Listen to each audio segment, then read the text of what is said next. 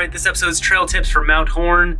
Mount Horne has multiple different ways you can go up, which I learned today, but most of them are not very good. So the way I went in this video is from the Backroad map books, which shows an old trail, which was horrible, absolutely horrible. So what's interesting is on the front nose of Mount Horne, you have Mount Horne on the back, and then on the front there's a radio tower. Underneath it, it shows a trail there, and below the trail is a road, and above the trail is also another road. If you're going to do that, you want the third road, the one that's highest up. So you actually have to do a bit of a zigzag and get onto the high road. The other one doesn't connect up, and the trail itself is so overgrown, it's just absolutely atrocious. And if you go on that high road, you end up seeing that old car, which you saw at the kind of first third of the video. This hike, it was around 1,000 meters elevation for myself, but I did end up going up the backside and then the side of it all the way up to the top and then down the front. So I did an extra elevation in this one. Realistically, it's probably about 800 meters. My total distance was about 18.5 kilometers.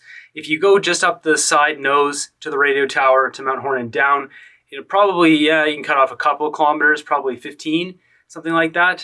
It took my friend and I about 6.5 hours, something like that. We were wandering around and just trying to find the trail.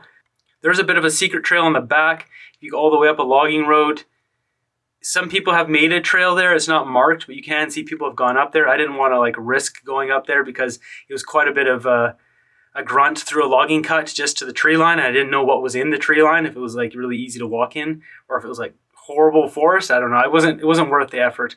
The one that is actually marked with tape, you can do the one that goes right by the radio tower. For that one, you want to walk all the way up the road. There's a big horseshoe bend, and then you go up where you see some tire tracks all the way to the tree line, and then from there there's some tape you can follow. It's very kind of bushy, small, kind of almost game trail kind of. There is no gates on this one. You can drive back. I mean, I guess technically you could probably drive back to, I think in Loon Lake. You can get back there and park back there if you want. You can start where Mount Wesley is. Currently with COVID, it's shut down that parking area, and recently they increased the park size, so you can't really park or go through the forest in a lot of these different areas now. So the only other way to do this one right now is if you were to park further up and go to the railroad track and then hike the railroad track over to the start of the trail.